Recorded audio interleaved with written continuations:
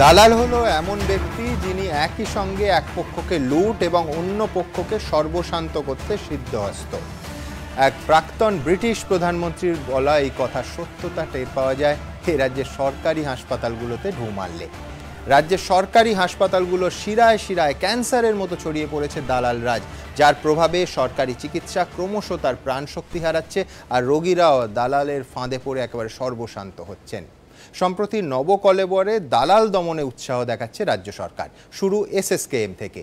অতি উত্তম উদ্যোগ, কোনো সন্দেহ নেই, কিন্তু শেষ পর্যন্ত রাজনীতির ছাতা মাথায় দেয়া এইসব রাঘব বোয়ালদের শায়েস্তা করা যাবে কি? এসএসকেএমের দালাল চক্রের পাণ্ডাকে পুলিশ ধরেও রাতে ছেড়ে দেয়াতে এই সংশয় কিন্তু গভীর হচ্ছে। আসুন এই অনুষ্ঠানের শুরুতেই দেখি কলকাতা থেকে জেলা সর্বত্র ছড়ানো এই দালাল রাজের ছবিটা। বাড়ির লোক অসুস্থ, নার্সিং হোমে ভর্তির সামর্থ্য নেই, ভরসা সরকারি হাসপাতাল। কিন্তু সে চৌখাট পেরোনো কি এতই সোজা? দরজা আগলে দাঁড়িয়ে দালাল চক্র। কলকাতা হোক বা জেলা, সর্বত্রই দালাল চক্রের রমরমার এক ছবি। এটা কলকাতার ন্যাশনাল মেডিকেল কলেজ ও হাসপাতাল। অভিযোগ, হাসপাতালে অ্যাম্বুলেন্স চালকদের একাংশই এখানে দালাল চক্রের কাজ করে। রোগীর আত্মীয় সেজে আমরা গেলাম এক অ্যাম্বুলেন্স চালকের কাছে।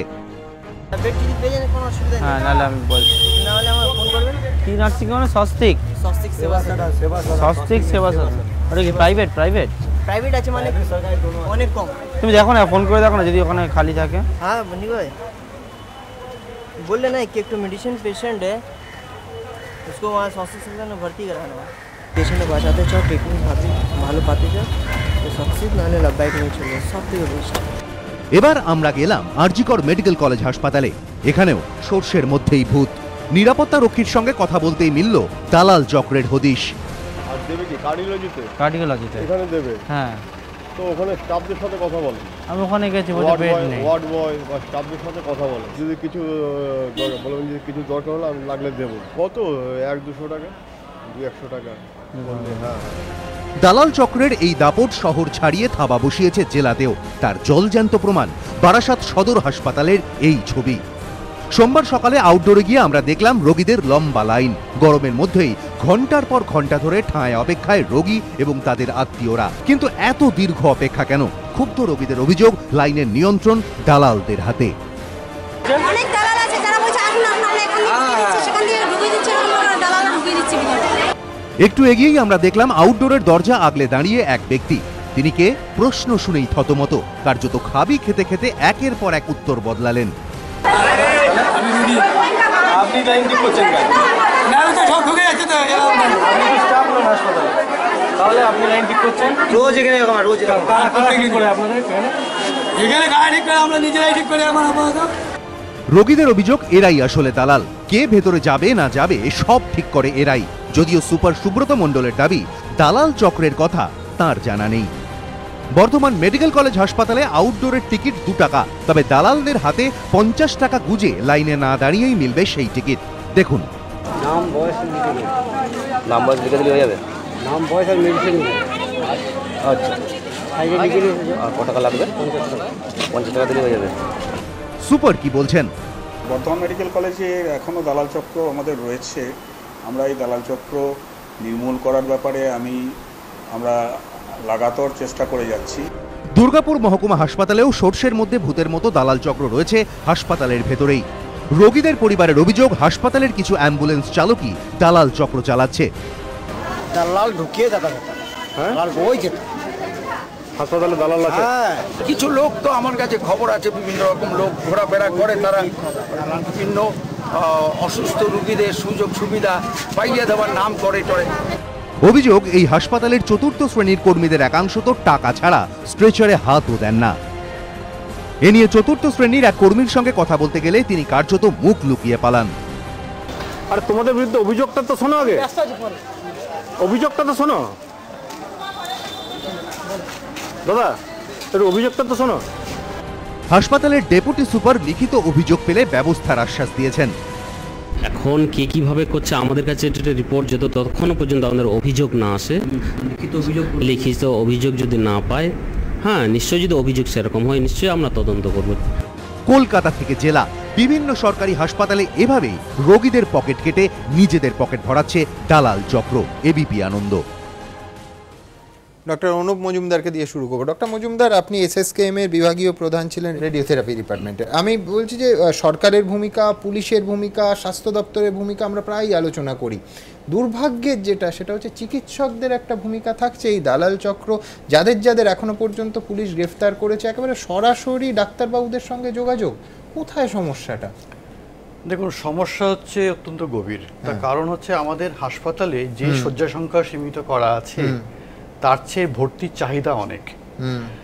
বহু রুগী আসেন যারা দূর দূরান্ত থেকে, একবার দুবার তিনবার ঘুরে যাচ্ছেন, তারা চান সত্য চিকিৎসার জন্য। এবার যদি চিকিৎসা ঠিক সময় না হয়, রোগটাও ছড়িয়ে পড়ে বা দ্রুত তার অবনতি হয়। ধরুন আমি একটা উদাহরণ দিচ্ছি, একটা টেস্টের এখনো পর্যন্ত বিনামূল্যে টেস্ট হয় সরকারি হাসপাতালে। যদি আপনি ডেট চান, যে কোনো জরুরি পরীক্ষার তার ডেট পাওয়া যাচ্ছে। আজকেই আমরা দেখেছি যে হয় জানুয়ারি নয় মার্চ 2017। কে অপেক্ষা করবেন? এ তো কম্পালশন, মানে দালাল চক্রের কাছে আপনি যেতে কার্যত বাধ্য হচ্ছেন প্রতিদিন। তাই দাঁড়াচ্ছে, কিন্তু আমাদের যে ব্যবস্থা ওখানে রাখা আছে তাতে কিন্তু দালাল এড়িয়ে কাজকর্ম করা যায়। এবার সাধারণ রোগী যারা আসেন তারা কিন্তু দিনের পর দিন ঘোরার জন্য সহজে এই ফাঁদগুলোয় পড়ে যান। তারা এসে বলেন যে আমরা এতদিন ধরে ঘুরছি, এবং যারা দালাল তারা ঠিক মুখ দেখে বুঝতে পারে যে কে অসহায় হয়ে আছে, কে দাঁড়িয়ে আছে, কতদিন ঘুরছে, আমাকে কিছু টাকার ব্যবস্থা করে আমি করে দিচ্ছি। এবং মানে আমি বলছি এতে কিন্তু অনেক সময় রোগীর আর্থিকভাবেও সুবিধা হয়। আমি একটা ছোট্ট উদাহরণ দিচ্ছি, ধরুন ক্রিটিক্যাল কেয়ারে একবার যদি আপনি রোগীকে ভর্তি করতে পারেন, বিনামূল্যে হয়ে গেল, সেখানে দালাল নিচ্ছে 25,000 টাকা। আপনি যে কোনো প্রাইভেট হাসপাতালে প্রতিদিন আপনার 25,000 টাকা বিল হয়। আমি বলছি এই জন্য এই আর্থিক সুবিধা পাওয়ার জন্য চক্র একটা। এবং আরেকটা হচ্ছে সাধারণ লোকের কিন্তু এখনো আস্থা আছে খানিকটা সরকারি হাসপাতালের উপরে। যারা এখানে চিকিৎসা করেন, যারা চিকিৎসিত হতে আসেন, তারা যাতে সুব্যবস্থা পান, সেই জন্যই তো এত ভিড়টা হয়। এই ভিড়টা কম হলে তো দালালদের প্রয়োজন। এবং অর্থনৈতিক কারণে একটা বড় সংখ্যকের মানুষের সরকারি পরিকাঠামোর উপর ভরসা করা ছাড়া উপায় নেই। আরেকটা ঘটনা হয়, যারা হয়তো বেসরকারি জায়গায় ভর্তি হন, হয়ে অনেক টাকা ব্যয় করার পরে যখন আর ক্ষমতা নেই, তখন তারা এসে হাজির হন সরকারি জায়গায়। একদম।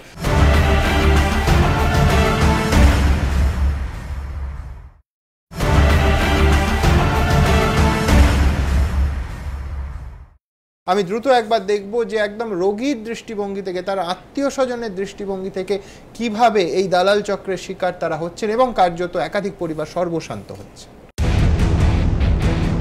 অসুখ করেছে, হাসপাতালে যাবেন, চিকিৎসা করাবেন, সুস্থ হয়ে ফিরে আসবেন, এটাই নিয়ম।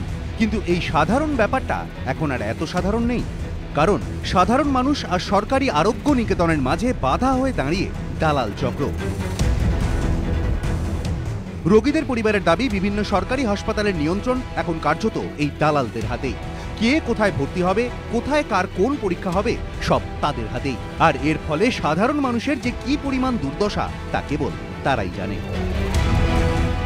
বোলপুরের বাসিন্দা গীতা চট্টোপাধ্যায় কিডনির অসুখে ভুগছেন। মাসখানেক আগে এসএসকেএমে এসেছিলেন চিকিৎসার জন্য।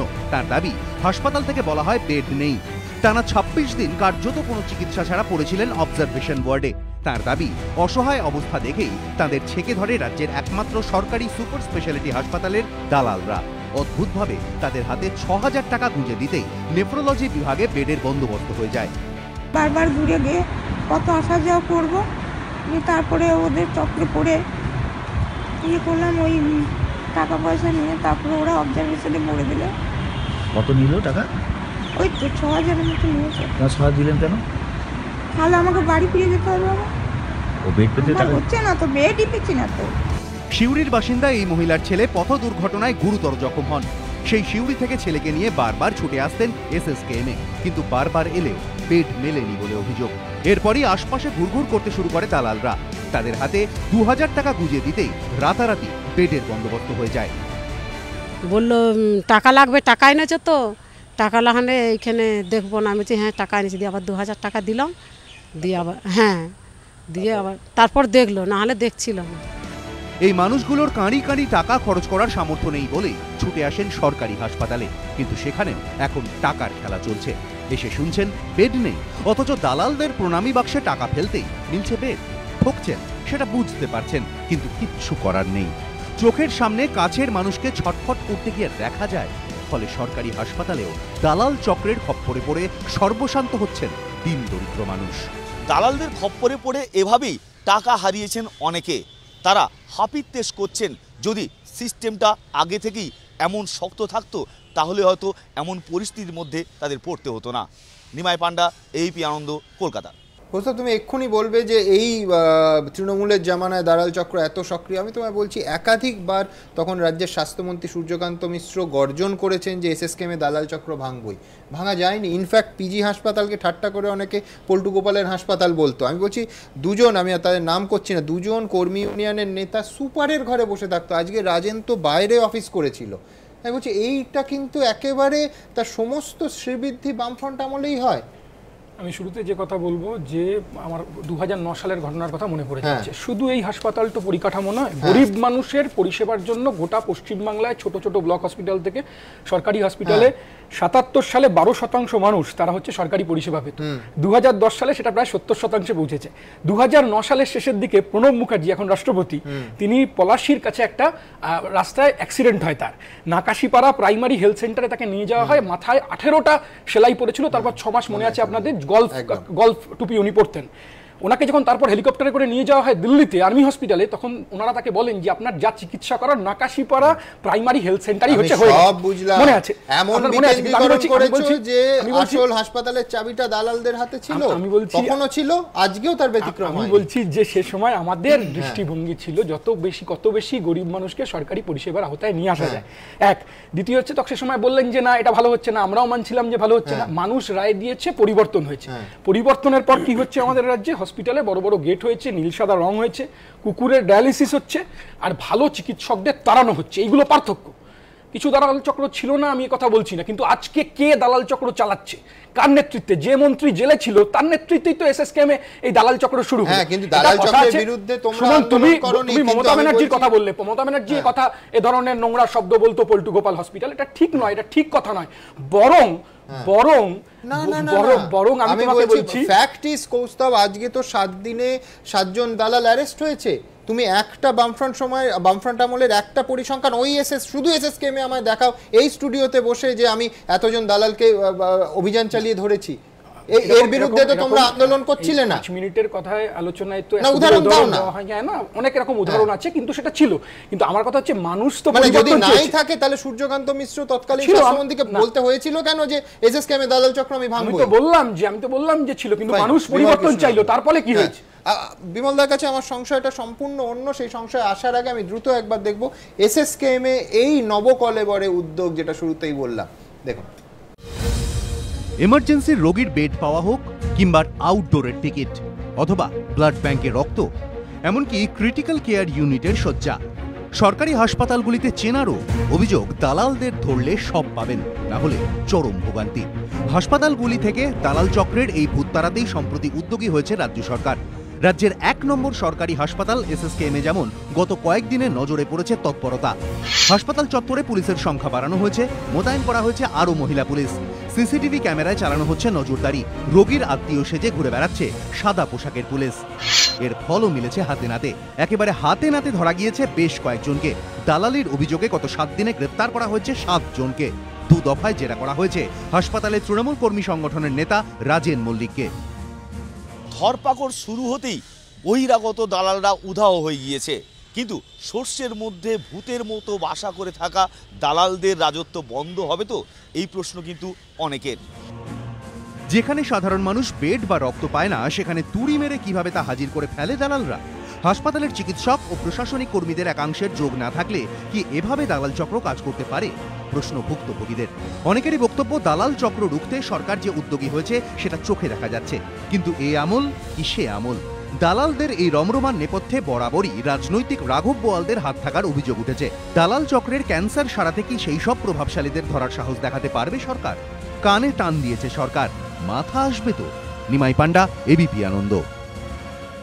বিমলদা, আবার বলছি আমি, অত্যন্ত সাধু উদ্যোগ, কিন্তু সংশয়টা অত্যন্ত তীব্র। তার কারণ রাজনকে ধরা হলো, পুলিশ ধরলো, তারপর অফিসিয়ালি এসএসকেএম এ দালালরা বিক্ষোভ দেখাচ্ছেন। পুলিশ রাতে ছেড়ে দিল বিশালগড় গোয়েন্দা প্রধান, জয়েন্ট সিপি ক্রাইম, পরিষ্কার বললেন গ্রেফতার করা হয়েছিল, পরের দিন বললেন না অ্যাকচুয়ালি আটক করা হয়েছিল। কাল সবে মামলা রুজু হয়েছে। আমার সংশয়টা যে শেষ পর্যন্ত এই রাজেন মল্লিক তার বড় দাদাদের শেষ পর্যন্ত ধরা যাবে তো? না, আমার ডান দিকে একজন ক্যান্সার স্পেশালিস্ট আছেন, আমাদের চেয়ে তো অসুখটা উনি ভালো বোঝেন, যে ক্যান্সার হলে সাধারণটা কতখানি কঠিন সেটা উনি ভালো বোঝেন। এখন আমার মনে আছে আমার খুব ছোটবেলায়, অন্তত বছর 40-এর আগে বাবা একবার আমার দিদিকে নিয়ে মেদিনীপুর হসপিটালে গিয়েছিল, 40 বছর আগে, তখন বাম্পার টাম্পারটা কিন্তু আসেনি, জাস্ট তার কিছুদিন আগে। বললো যে একটা কাজ করতে বললো, সন্ধ্যা অবধি বসে থাকতে হবে, একটা দালালকে কিছু পয়সা দিতে কাজ হয়ে গেল। আমার কিন্তু এখনো কথাটা মনে আছে। সুতরাং অসুখটা যদি ক্যান্সার হয় না, বড্ড কষ্ট হয় ওটা সারাতে, সেটা জানেন ওনারা ক্যান্সার স্পেশালিস্ট হিসেবে। এই দালাল চক্র, সে হসপিটালে হোক, আপনি লাইসেন্স আনতে বেলতলা যান, বা আজকাল মানে অনেকদিন ধরে শিক্ষা প্রতিষ্ঠানেও যা কাণ্ড চলছে, 28 বছর অধ্যাপনা আমার হয়ে গেল, তাতে বিভিন্ন ফর্মে ব্যাপারটা রয়েছে। বা হাওড়া স্টেশনে আপনি যাবেন, একটা ট্রেন এসেছে আপনার জেনারেল ইয়েতে যাবেন, কম্পার্টমেন্টে, সেখানে ওই রুমাল পেতে কিছু লোক বসে আছে, 10 টাকা দিন বসতে দেবো, প্রত্যেকটাই কিন্তু দালাল। আর হাসপাতালে তো অফিশিয়ালি রোগী সহায়তা কেন্দ্র বলে ইউনিয়ন অফিস করে, হাসপাতালে মারাত্মক এই কারণে যে হাসপাতালটা মানুষ অসহায় হয়ে যায়, অসুস্থ হয়ে যায়, সে মানে চিকিৎসা পেতে যায়, সেখানেই দালাল চক্রের রমরমাটা মানুষের ক্ষেত্রে অত্যন্ত আঘাত হয়। আসলে সমস্যাটা কোথায় জানেন? আজ থেকে 40 বছর আগেও দালাল ছিল, 34 বছর আগেও ছিল, এখনো রয়েছে। এখন তার বিরুদ্ধে যেটা দরকার ছিল যে সব ক্ষেত্রেই একসঙ্গে লড়াই করা এবং তাদের সরানো, সেটা সম্ভব হয়নি। আমাদের এখানে সমস্যার জায়গাটা হচ্ছে, ব্রিটেনে একটা কথা আছে তো, রুল অফ ল।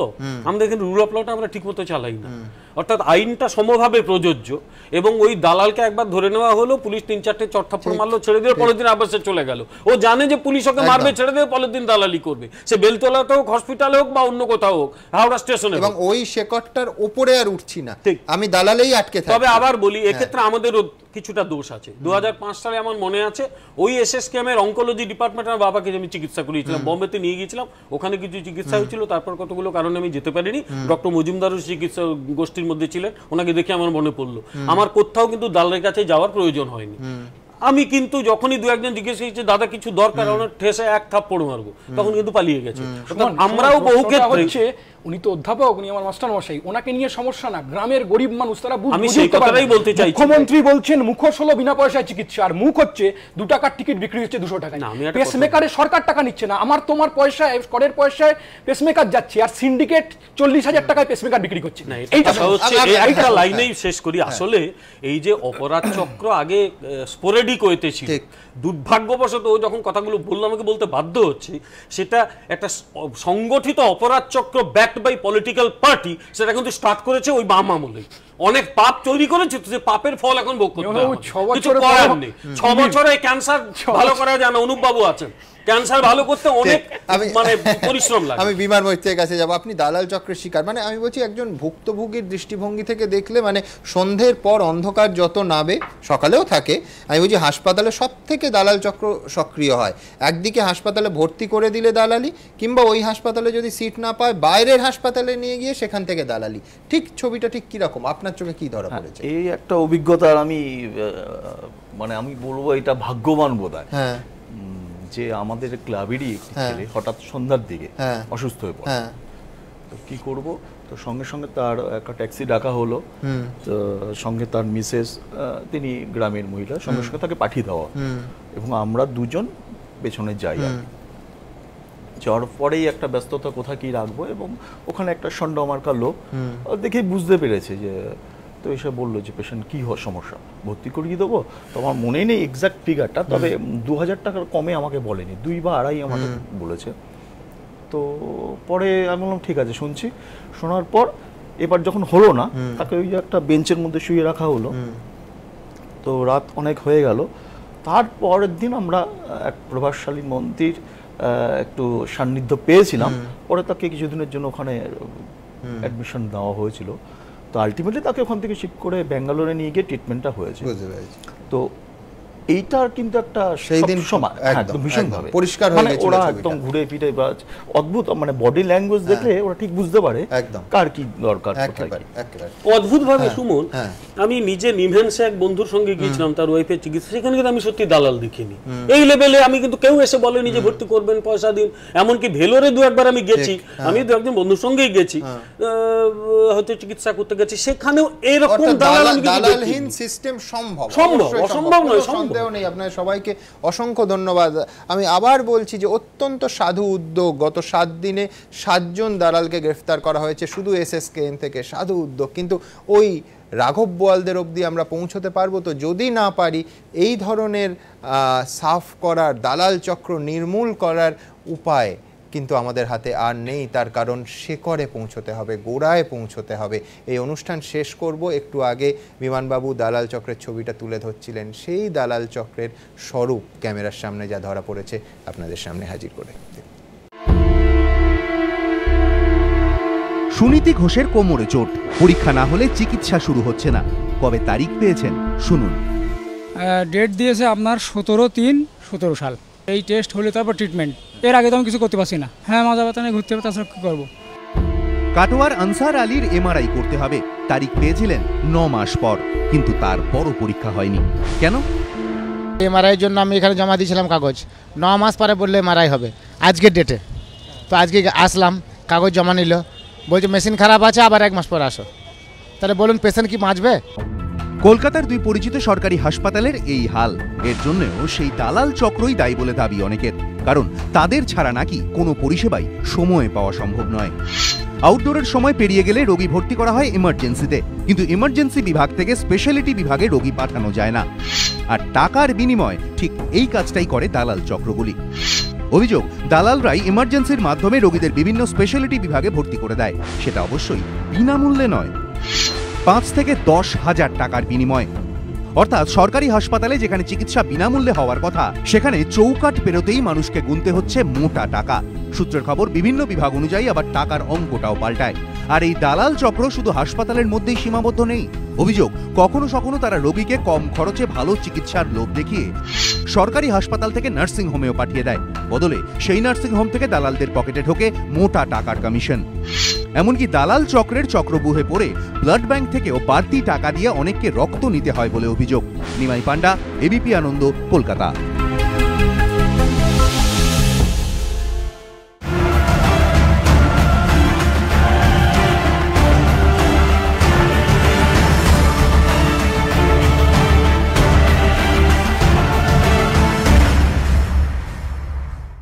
নিবেদন করছে ডালমিয়া ডিএসপি সিমেন্ট, ঢালাই এক্সপার্ট, পাওয়ার্ড বাই খাদিমস ওয়াকিয়ার টপ। সহযোগী নিবেদক সফেদ ডিটারজেন্ট পাউডার, সাফাইকা সুপারস্টার। বিবেকানন্দ হসপিটাল, দুর্গাপুর। আমরা জানি জীবনের মূল্য। ভারত দর্শন আগরবাতি, বাংলার ঘরে ঘরে।